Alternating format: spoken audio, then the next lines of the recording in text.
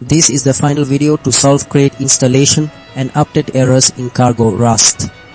Because I also faced the same issue and tested lots of ways, but finally found multiple methods to solve crate installation and update errors in cargo Rust, and I am going to share them with you.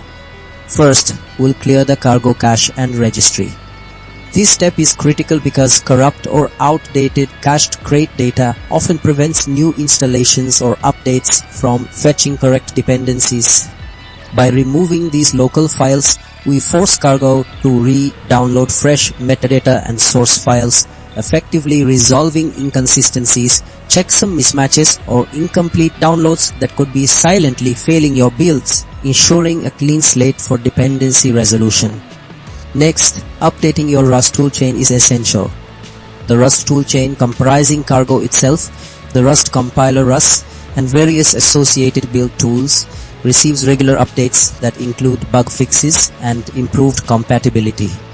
An outdated toolchain might struggle to interpret new crate metadata formats, contain known bugs in its dependency resolution logic, or simply lack compatibility with newer operating system features, making an update a robust solution for many persistent errors.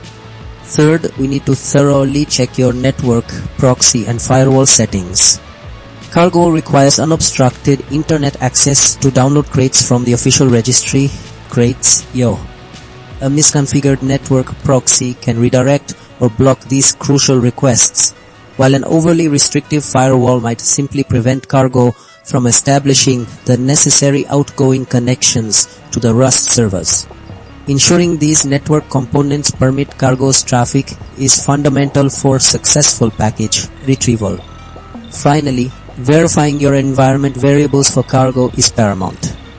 Cargo relies heavily on specific environment variables like cargo OM or modifications to your system's page to correctly locate its cache, registry, and executable files.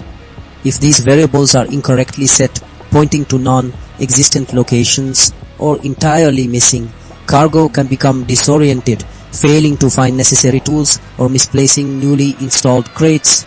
Thus correcting them ensures cargo operates within its expected functional configuration.